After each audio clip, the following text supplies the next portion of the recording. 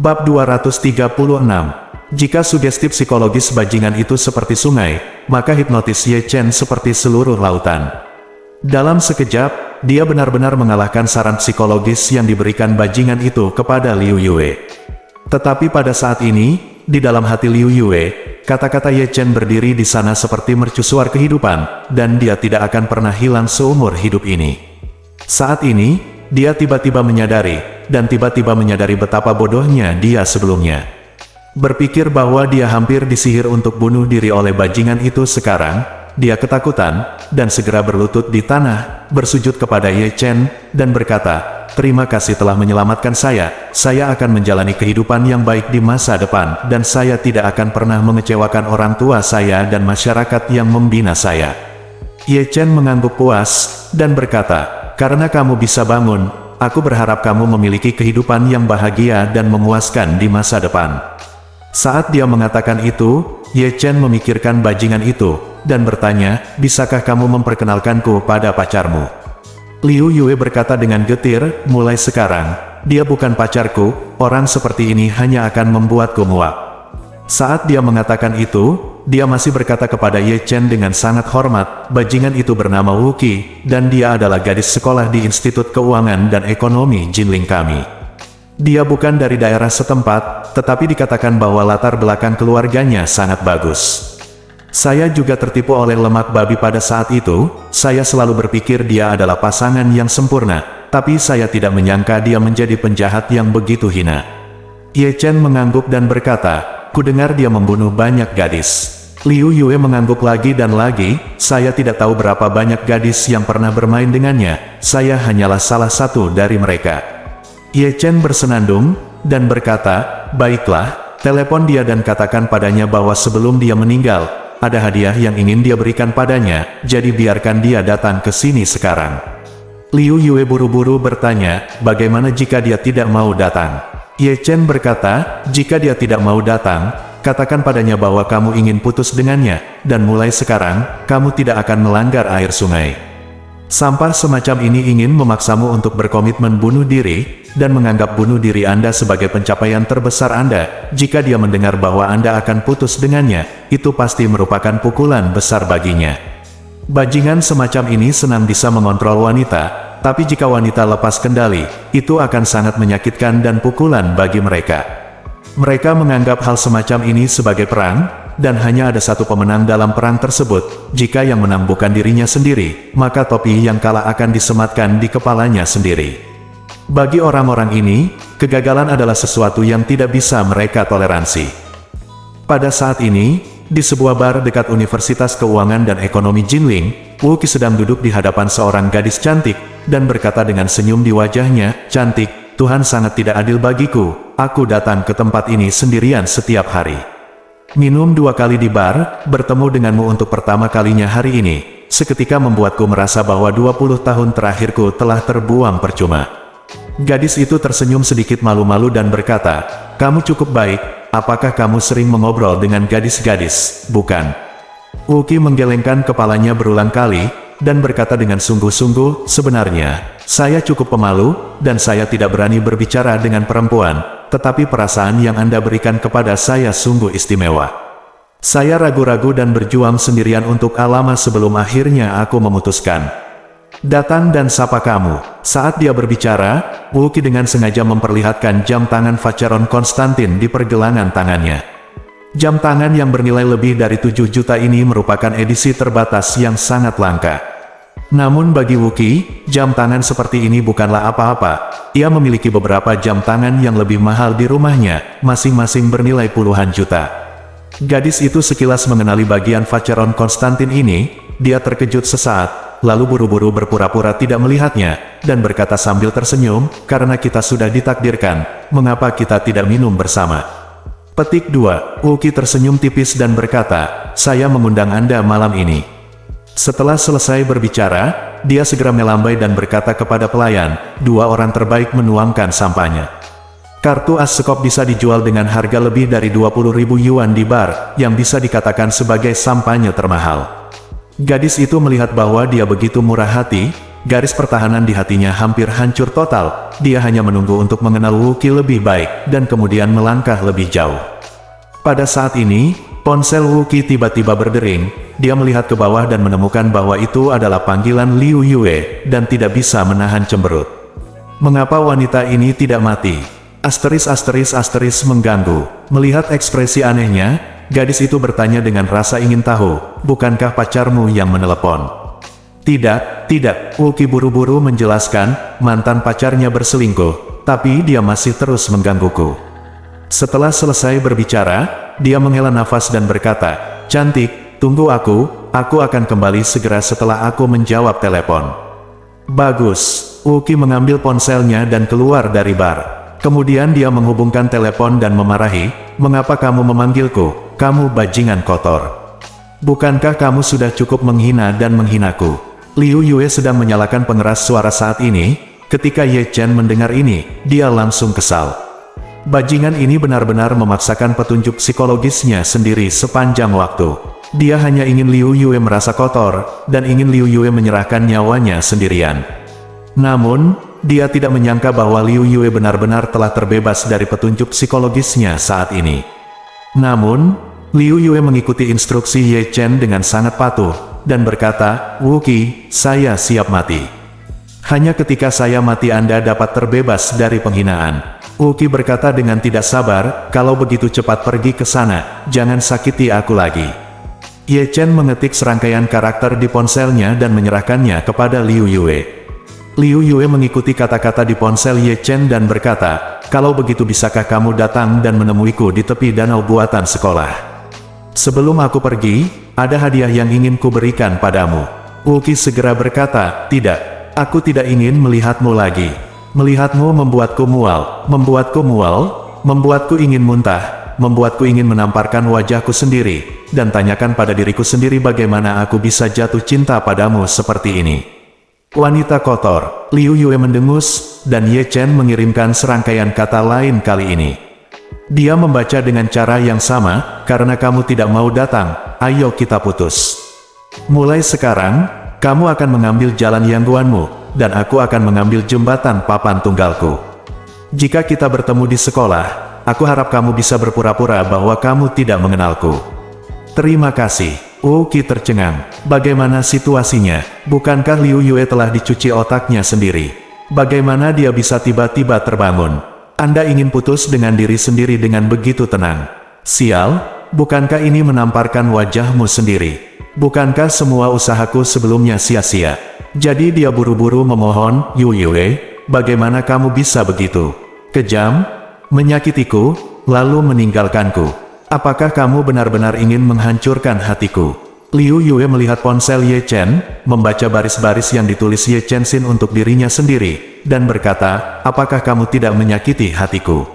Aku siap mati, dan satu-satunya harapanku adalah bertemu denganmu lagi sebelum aku mati.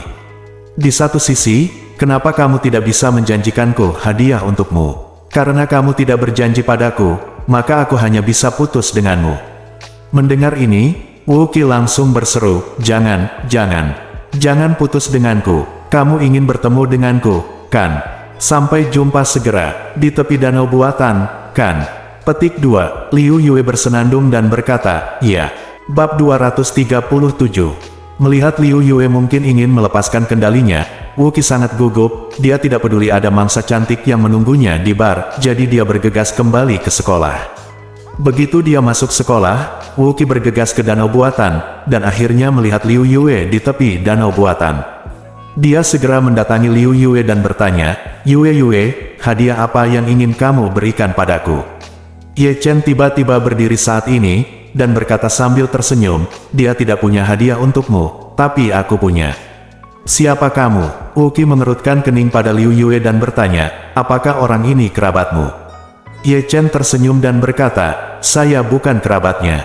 Wookie bertanya, lalu siapa kamu? Ye Chen berkata dengan ringan, saya adalah orang yang melakukan keadilan bagi langit. Setelah mengatakan itu, Ye Chen menepuk punggung Liu Yue dan berkata, Liu Yue, cari Aok Sue dan yang lainnya. Kembali ke asrama dan ganti pakaian kering. Ini bukan urusanmu. Liu Yue mengangguk penuh rasa terima kasih, karena apa yang terjadi barusan, dia memiliki 10.000 kepercayaan pada Ye Chen, membungkuk hormat, dan berjalan tidak jauh untuk menemukan Qin Aoxue dan yang lainnya. Aoxue dan beberapa teman sekelasnya melihat bahwa dia sudah menyerah untuk bunuh diri, dan segera memeluknya dan menangis kegirangan. Liu Yue juga sangat berterima kasih atas perhatian teman-teman sekelasnya. Belakangan, beberapa teman sekelasnya mengirimnya kembali ke asrama terlebih dahulu. Wuqi memperhatikan dari kejauhan dan merasa keadaan Liu Yue saat ini tampak aneh. Mungkinkah dia telah menghilangkan saran psikologisnya sendiri? Dia sangat marah, mengerutkan kening dan menatap Ye Chen di depannya, dan berkata dengan dingin, "Kamu meminta Liu Yue meneleponku untuk menipuku. Apa maksudmu?" Ye Chen mencibir dan bertanya, "Apa maksudmu?" "Aku hanya ingin bertanya, apakah orang tuamu melahirkanmu untuk meracuni wanita? Apakah orang tuamu tahu bahwa kamu bajingan?" Ekspresi Wuqi juga menjadi suram, dia sudah menyadari bahwa dia mungkin telah terekspos. Jadi dia memarahi, "Ini adalah kemampuanku untuk bermain dengan wanita, dan itu adalah kemampuanku untuk bermain dengan banyak wanita. Ada apa denganmu? Apakah kamu ingin menjagaku juga? Tahukah kamu siapa aku? Aku akan dipukuli sampai mati dalam hitungan menit. Apa kamu percaya?" Ye Chen tersenyum dan berkata, "Apa? Kamu memiliki latar belakang yang bagus." Wuqi sangat bangga, dan berkata, "Pernahkah Anda mendengar tentang keluarga Wu di Suhang? Jika Anda belum pernah mendengarnya, Anda dapat pergi dan bertanya. Keluarga Wu kami adalah keluarga teratas di selatan Sungai Yangtze."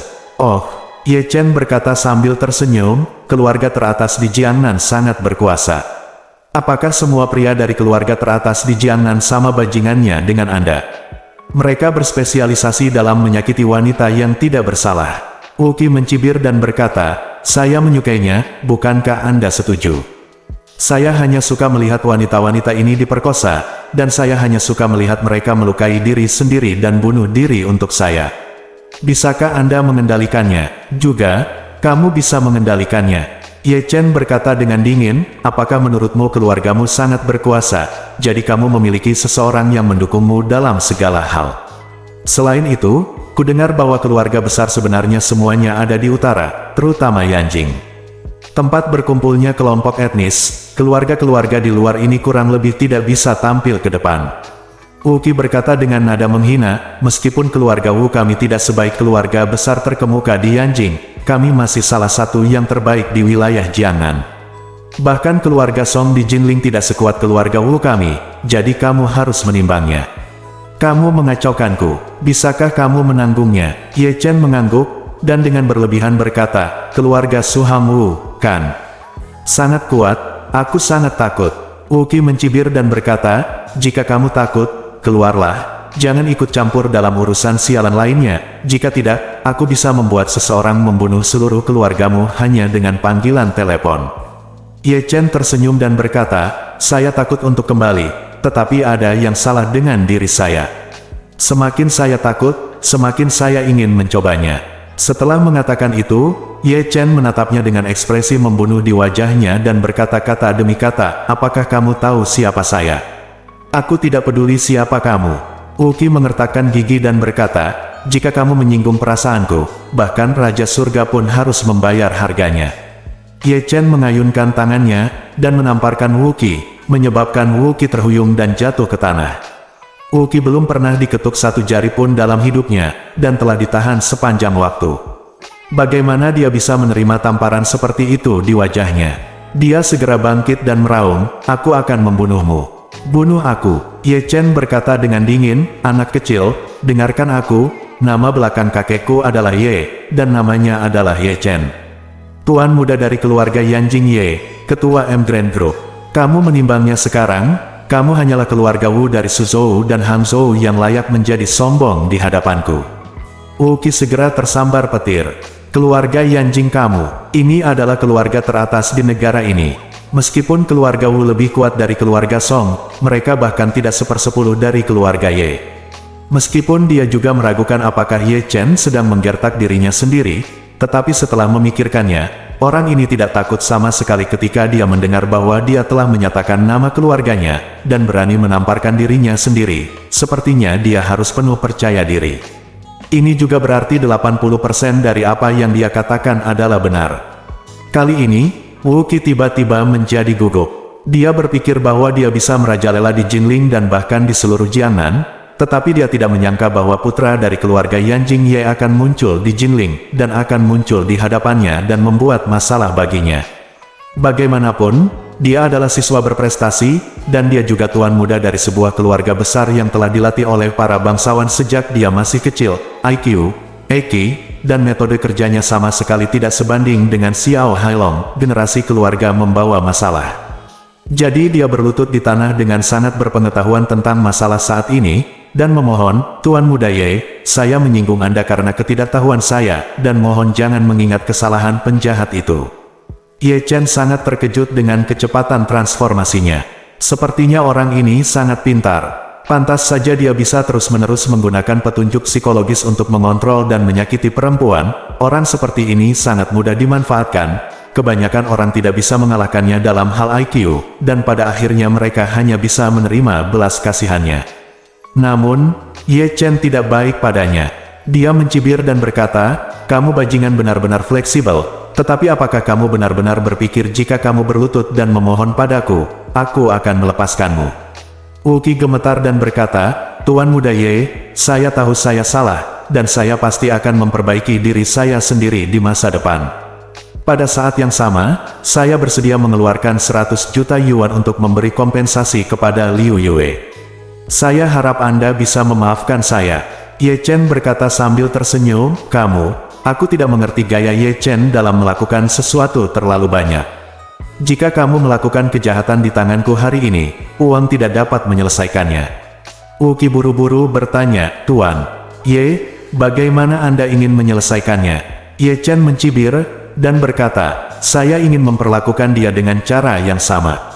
Wuki sedikit terkejut. "Apa artinya? Apakah Anda juga ingin memberi saya petunjuk psikologis?" "Bagaimana bisa? Saya ahli dalam sugesti psikologis, dan saya mengambil jurusan psikologi di perguruan tinggi. Bagaimana Anda bisa mencuci otak saya?"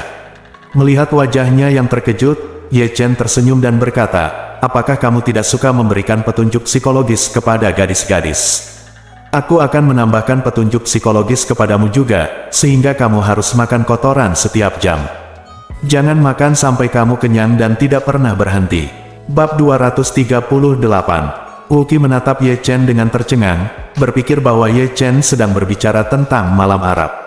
Saat ini, Ye Chen melanjutkan dengan senyuman jahat di wajahnya, "Juga, setelah saya menyelesaikan saran psikologis ini, jika seseorang menghentikan Anda dari makan kotoran, Anda akan mencoba segalanya untuk bunuh diri sampai saatnya tiba. Sampai Anda makan kotoran. Pada saat yang sama, jika Anda melihat kotoran di jalan, Anda harus memakannya. Jika Anda tidak memakannya, Anda akan mati. Jika ada yang berani menghentikan Anda masih akan menemukan cara untuk bunuh diri, dan siklus ini akan berlanjut seumur hidup. Jadi, di kehidupanmu yang akan datang, kamu tidak akan memiliki tujuan lain selain makan kotoran. Kamu tidak akan mengejar uang, kamu tidak akan mengejar kesenangan, dan kamu tidak akan mengejar wanita. Selama sisa hidupmu di masa depan, kamu hanya ingin makan sial." Ketika Wuki mendengar ini, dia tidak bisa menahan amarahnya, dan berkata, "Tuan Ye, apakah menurut Anda saya mengalami keterbelakangan mental? Apakah menurut Anda jika Anda mengatakan itu, saya akan mendengarkan Anda? Petunjuk psikologis tidak seperti ini. Kamu sama sekali tidak profesional." Ye Chen tertawa dan berkata, "Saya tidak profesional. Saya terlalu profesional. Oke, jika Anda tidak percaya, datang dan coba." Bagaimanapun, Ye Chen mengulurkan tangannya dan mengetuk dahinya dengan ringan. Wuki tampaknya tidak bisa bergerak. Dia berhenti sekitar 10 detik. Lalu, dia tiba-tiba membuka matanya dan bergumam dengan cemas, "Di mana kotorannya? Di mana kotorannya? Jangan menggigitnya lagi. Aku akan pergi ke mati. Aku akan mati. Di mana kotorannya?" Setelah selesai berbicara, dia juga lupa siapa Ye Chen, menoleh dan berlari ke asrama, karena sebuah suara di kepalanya memberitahunya bahwa ada toilet di lantai asrama, dan ada banyak kotoran untuk dimakan. Peristiwa mengejutkan terjadi di gedung asrama Universitas Keuangan dan Ekonomi Jinling. Wuki, generasi kedua sekolah akar rumput dan super kaya, tiba-tiba bergegas ke toilet asrama, menendang seorang siswa laki-laki yang sedang duduk di toilet untuk buang air besar, dan terbang menjauh. Mendengarkan bagian pertama, sepertinya ini adalah kisah tentang generasi kedua kaya yang mendominasi yang menindas teman-teman sekelasnya, tetapi bagian kedua benar-benar menjijikkan. Setelah menendang teman sekelasnya yang sedang buang air besar, ia mengulurkan tangan dan mengambil kotoran yang baru saja ia keluarkan, mengambilnya dan memasukkannya ke dalam mulutnya. Adegan dia melahapnya membuat semua teman sekamar di asrama memuntahkan empedu. Para siswa tidak tahu kenapa dia tiba-tiba menjadi gila, jadi mereka segera memanggil gurunya. Ketika guru datang, Wookie baru saja makan dan bahkan belum menyeka mulutnya. Ketika guru datang, dia juga muntah. Sampai muntah, gurunya tahu bahwa keluarga Wookie sangat berkuasa, jadi dia tidak berani menganggap entengnya, menatap mual dan bertanya kepadanya, "Siswa Wookie, ada apa denganmu?" Saat ini, kewarasan Wookie baru saja pulih, dan dia merasakan rasa yang sangat menjijikkan di mulutnya. Dia segera menyekanya dan meletakkannya di bawah hidungnya. Rasa mualnya hampir membuatnya mati. Dia benar-benar lupa bahwa dia telah bertemu Ye Chen, dan dia juga lupa bahwa dia baru saja mengambil kotoran untuk dimakan. Sekarang dia tidak mengerti mengapa dia begitu penuh dengan kotoran. Dia bergegas ke kamar mandi dan terus berkumur dan muntah. Guru mengikutinya dan bertanya, "Siswa Wookie, apakah kamu merasa tidak enak badan?" Wookie menggelengkan kepalanya dengan lemah. "Apa yang terjadi? Apakah seseorang menipuku?" Seorang teman sekelas mengumpulkan keberaniannya dan berkata, "Bos, kamu baru saja kembali dari luar, menendang anak ketiga dari toilet, lalu memakannya." Berbicara tentang ini, dia benar-benar tidak dapat terus berbicara. Dengan kuat menekan keinginan untuk muntah, dan berkata, "Mengapa kita tidak pergi ke rumah sakit?" "Apa yang kamu bicarakan?" Wookie memarahi dengan marah. "Kamu bilang aku memakan anak ketiga." Beberapa teman sekelas mengangguk. Wookie muntah sebentar, dan mengutuk, "Cepat. Cepat kirim aku ke rumah sakit." Guru itu buru-buru mengendarai mobilnya sendiri, dan di sini Wookie pergi ke rumah sakit rakyat. Beberapa teman sekelas yang memiliki hubungan baik dengan Wookie juga mengikuti. Begitu dia tiba di rumah sakit dan menemui dokter darurat, Wookie tidak sabar untuk berkata, "Dokter, cepat cuci perutku. Aku makan kotoran." Dokter tercengang. Ini pertama kalinya dia melihat pasien seperti itu setelah berpraktik kedokteran selama lebih dari 10 tahun. Dia tanpa sadar bertanya, "Mengapa kamu makan kotoran begitu keras?" Wookie meraih kerah bajunya dengan marah, "Aku akan datang kepadamu jika aku ingin tahu." Cuci perutku. Meski dokter sangat tidak puas dengan sikapnya, ia tetaplah seorang dokter yang baik hati dan buru-buru berkata kepada perawat, "Siapkan alat bilas lambung." Perawat itu mengangguk dengan tergesa-gesa dan mulai bersiap-siap. Pada saat ini, Wookie tiba-tiba merasakan rasa sakit lagi di kepalanya, dan kemudian dia kehilangan akal sehatnya, dan yang dia pikirkan hanyalah makan kotoran.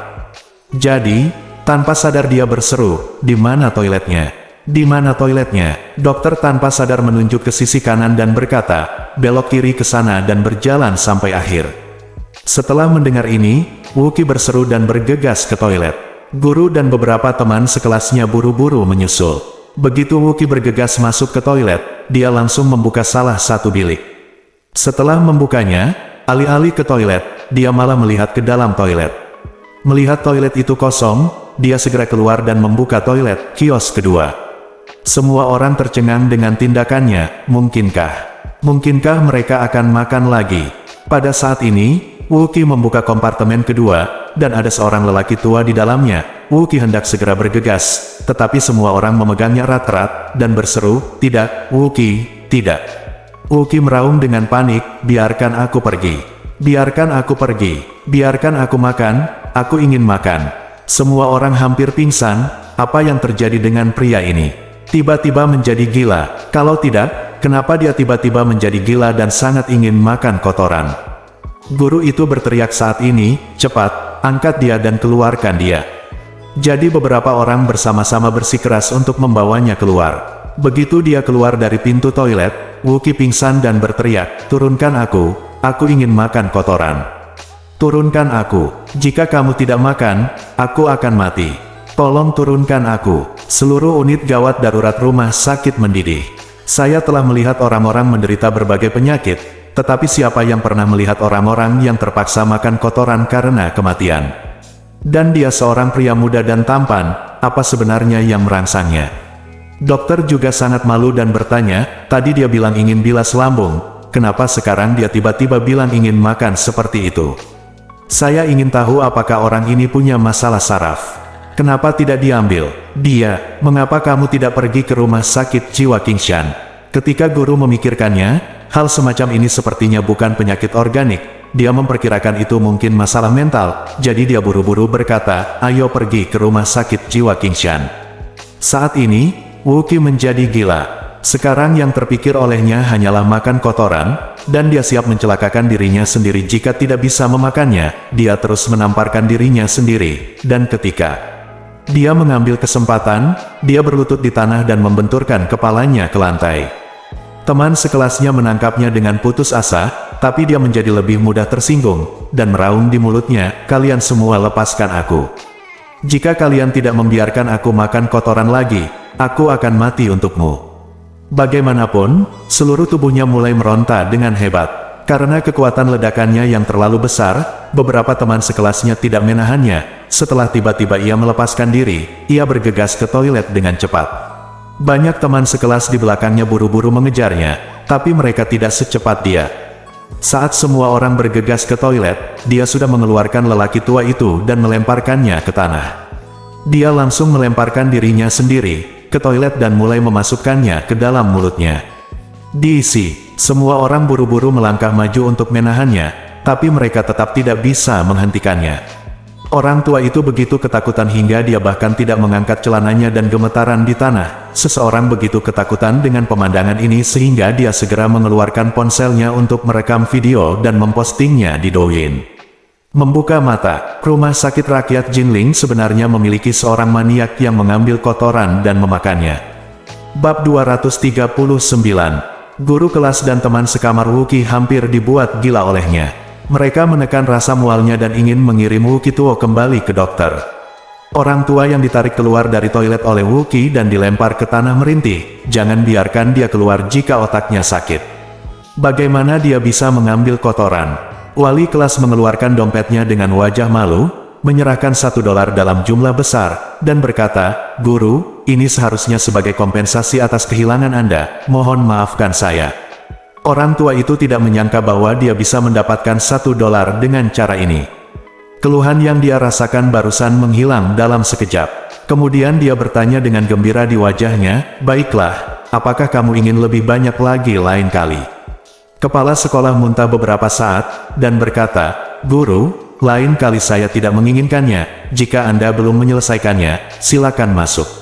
Setelah selesai berbicara, dia dengan cepat menyapa semua orang, cepat, bawa Wu Qi ke dokter.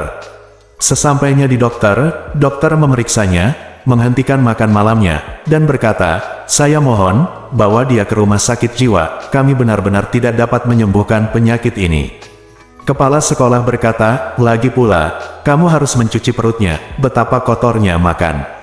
Dokter hampir menangis, dan berkata, saya bisa memandikannya, tetapi apakah Anda tidak takut dia akan makan lagi setelah sembuh? Tidak peduli seberapa banyak saya mencuci, saya harus turun ke dalam tabung dan masuk sedikit-sedikit. Aku tidak tahan lagi.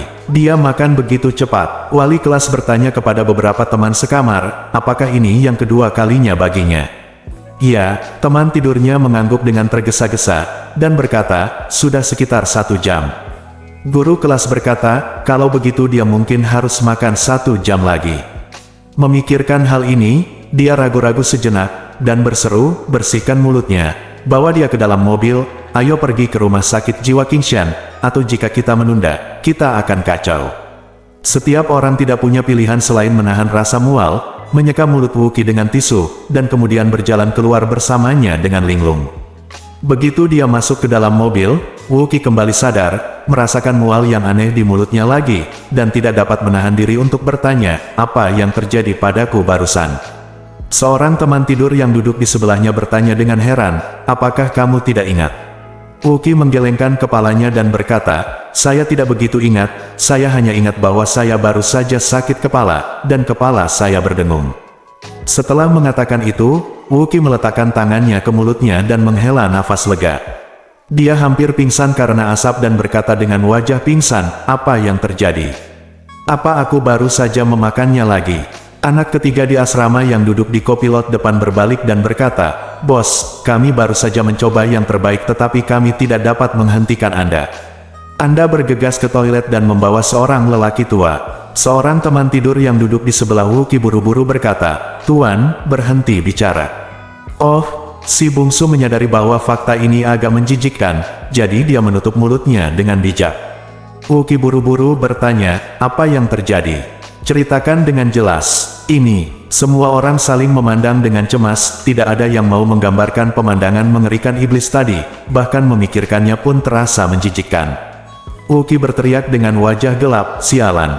Apakah kamu ingin mengatakannya?" Dengan geraman ini, seluruh mobil langsung berbau busuk. Ketiga teman sekelas dan wali kelas yang sedang mengemudi semuanya pusing karena baunya. Guru kelas buru-buru menutup semua kaca jendela dan membiarkan angin terus-menerus masuk ke dalam mobil, agar baunya hilang. Wookie sangat marah, dia mengertakkan gigi dan berkata kepada orang di sebelah kanan, "Keempat, kamu. Jika kamu tidak memberitahuku dengan jelas, jangan salahkan aku karena berselisih denganmu. 200.000 yang kamu ambil dari terakhir kali, cepatlah. Kembalikan padaku." Begitu anak keempat mendengar ini, dia buru-buru berkata, "Bos, biar ku beritahu. Aku bilang tidak apa-apa. Tadi, kamu tiba-tiba jadi gila dan ingin memakannya. Kami bertiga menahanmu, tapi kamu terlalu kuat dan memisahkan diri. Kami kemudian berlari ke toilet di rumah sakit, tetapi kami tidak mengejar Anda. Anda hanya mendobrak bilik, mengeluarkan seorang lelaki tua yang sedang menggunakan toilet, dan kemudian..." Petik 2. Wajah Wookie menjadi gelap, dia menahan rasa mualnya, dan bergumam, Sudahkah aku makan?" Anak keempat mengangguk hati-hati dan berkata, Makan. Muntah." Wookie memuntahkannya sekaligus. "Saya memuntahkan semua yang saya makan di dalam mobil selama 2 kali makan berturut-turut." Kali ini seluruh mobil seakan-akan terjatuh ke dalam septic tank, baunya sangat menyengat, dan kaca jendela tidak berfungsi saat dikendarai. 4 orang lainnya di dalam mobil itu benar-benar hancur. Wali kelas sangat ingin mati. Dia baru saja membeli mobil seharga 200.000 yuan dan mengendarainya selama 2 minggu. Itu membuatnya muntah, dan dia mungkin tidak akan bisa mengendarainya di masa depan. Tapi dia tidak berani berbicara. Bagaimanapun, kekuatan keluarga Wu terlalu kuat. Kepala sekolah telah berkata pada dirinya sendiri bahwa dia harus menjaga Wookie dengan baik dan tidak pernah mengabaikannya. Saat ini, video Wookie memakan kotoran menjadi populer di Douyin. Video iblis yang tidak manusiawi ini telah menyebar seperti ledakan saat video tersebut diputar. Keluarga Wu di Suzhou dan Hangzhou terkejut saat melihat video ini. Seluruh keluarga merasa gugup karenanya. Keluarga Wu adalah salah satu keluarga terbesar di selatan Sungai Yangtze, dan mereka selalu mementingkan anak-anak mereka. Wookie tiba-tiba mengalami hal yang tidak terbayangkan, dan keluarga Wu segera menyadari bahwa sesuatu pasti telah terjadi, jadi mereka harus bergegas untuk mencari tahu apa yang terjadi. Pada saat yang sama, keluarga Wu juga berusaha sekuat tenaga untuk menghubungi seluruh jaringan untuk menghapus video tersebut. Lagi pula, hal semacam ini terlalu memalukan bagi mereka. Bagaimana keluarga besar seperti mereka bisa kehilangan orang ini? Namun, kecepatan penyebaran video ini terlalu cepat, dan dengan cepat menyebar ke platform seperti Weibo, Youku, dan Iqiyi, hampir mencapai kondisi terpanas sekaligus, dan semua orang langsung mengetahuinya. Kepala keluarga Wu sangat marah. Ayah Wookie, Wu Donghai, segera menelepon Wookie dan berseru, "Xiaoqi, apa yang terjadi padamu? Apakah kamu terstimulasi oleh sesuatu? Tahukah kamu tentang videomu?" Setelah vibratonya meledak, berapa banyak warna hitam yang dioleskan di wajah keluarga. Begitu Wookie mendengar bahwa video itu meledak di Douyin, dia sudah berharap kepalanya bisa terbentur sampai mati, atau langsung melompat dari mobil dan bunuh diri. Dia meratap dengan keras, "Ayah, saya tidak bisa menyalahkan saya untuk ini. Saya tidak tahu apa yang salah. Setiap jam, otak saya akan bermasalah, dan kemudian saya akan makan makanan semacam itu tanpa terkendali." Ketika kejadian itu terjadi, saya seluruh orang benar-benar tidak sadarkan diri. Teman sekelas saya mengatakan bahwa ketika saya mengalami kejang, jika saya tidak bisa memakannya, saya akan bunuh diri. "Ayah, Anda harus menemukan cara untuk menyelamatkan saya." Ketika Wu Donghai mendengar ini, dia langsung berkata, "Nak, tunggu aku. Aku akan terbang bersama saudaramu dan membawa dokter." Setelah selesai berbicara, ia segera membawa adiknya Wu Xin bersamanya. Sebelum sempat mengemas barang bawaannya, ia buru-buru menaiki jet pribadi dari Suzhou dan Hangzhou menuju Jinling, ditemani seluruh tim dokter dari keluarga Wu. Kekuatan keluarga Wu bahkan jauh melebihi kekuatan keluarga Song. Keluarga tersebut memiliki fasilitas pendukung yang lengkap di segala aspek, tidak hanya jet pribadi, kapal pesiar pribadi, tetapi juga tim dokter swasta dan tim keamanan. Tim dokter keluarga Wu terdiri dari 6 ahli medis terkemuka di berbagai bidang, dan salah satunya adalah salah satu psikiater terbaik di Tiongkok. Namun, keluarga Wu tidak tahu bahwa psikiater terbaik di dunia pun tidak dapat menyembuhkan penyakit Wuqi. Bab 240. Ye Chen berada di gerbang Institut Keuangan dan Ekonomi Jinling, dan Aoxue memeluk lengannya dengan penuh kasih sayang. Tuan Ye, Anda benar-benar luar biasa. Begitu banyak dari kami yang mencoba membujuk Liu Yue tetapi tidak berhasil. Anda hanya mengatakan beberapa patah kata padanya, dan dia langsung mengetahuinya. Ye Chen berkata dengan ringan, mungkin setelah dia melompat ke danau, dia menyadari betapa berharganya hidup. Orang-orang hanya melihat beberapa masalah dalam diri mereka ketika mereka berada dalam situasi putus asa. Aoxue mengangguk berulang kali, dan berkata dengan penuh rasa terima kasih, Tuan Ye, terima kasih banyak kali ini. Jika Anda tidak mengambil tindakan, Liu Yue mungkin akan bunuh diri. Ye Chen berkata, jangan khawatir, dia pasti akan menghadapi kehidupan dengan positif dan optimis di masa depan. Setelah berbicara, Ye Chen mengingatkan lagi, kamu sendiri harus berhati-hati.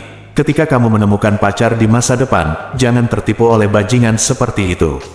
Aoxue tersenyum malu-malu dan berkata, tentu saja tidak. Saya sangat pintar. Setelah selesai berbicara, dia menatap Ye Chen dengan mata besar penuh kekaguman dan berbisik, saya sudah memikirkannya, jika saya ingin mencari pacar di masa depan, saya akan menemukan seseorang seperti Tuan Ye.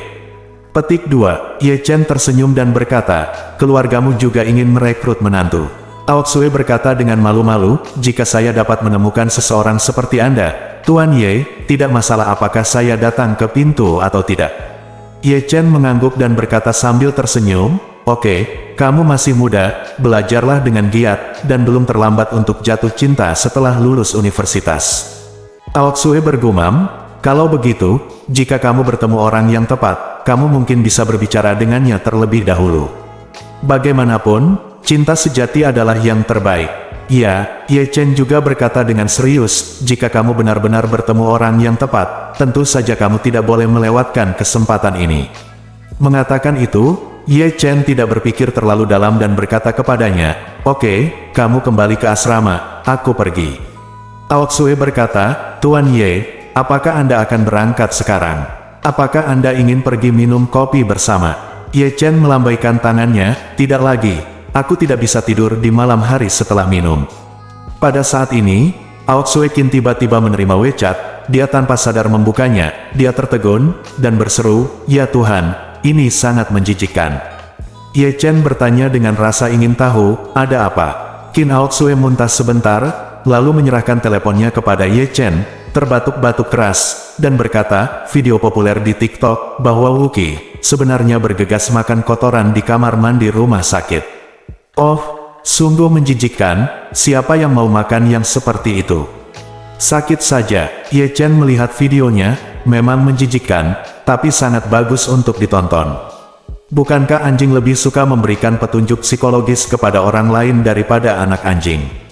Kali ini Anda berada dalam kesulitan, jadi rasakan kenikmatan yang dibawa oleh sugesti psikologis. Ye Chen sudah bisa meramalkan masa depan Wuqi. Dia harus makan kotoran setiap jam atau hidupnya akan berakhir dengan menyakiti diri sendiri dan bunuh diri. Sekalipun diikat erat, percuma saja, jika tidak diberi bangku, ia akan berusaha bunuh diri dengan cara menggigit lidah, mogok makan, menolak air, bahkan terus berteriak-teriak gila-gilaan. Oleh karena itu, cara terbaik untuk membuatnya tetap hidup adalah dengan memenuhi kebutuhannya untuk makan tinja setiap jam. Jika tidak, orang tersebut akan disiksa sampai mati dalam waktu kurang dari sebulan. Tapi untungnya, keluarga Wu bisa dianggap sebagai keluarga besar, dengan keluarga besar. Dan banyak orang, dan dia pasti akan sangat diperlukan di masa depan. Sebaliknya, sisa hidup Wuqi akan sedikit menyedihkan, dia harus makan setiap jam, saya tidak tahu berapa lama dia bisa bertahan. Ketika Ye Chen kembali ke rumah, Wu Qigang dikirim ke rumah sakit jiwa Qingshan. Rumah sakit jiwa Qingshan adalah satu-satunya rumah sakit jiwa di Jinling, tetapi tempatnya terlalu terpencil. Berkendara jauh, 20 atau 30 km, bau di dalam mobil sebanding dengan septic tank. Bagi beberapa orang lainnya, itu adalah siksaan seperti api penyucian di muka bumi. Baru saja keluar dari mobil, dan sedang membantu Wu Qi pergi ke rumah sakit. Saat ini Wu Qi tiba-tiba merasakan ada yang tidak beres.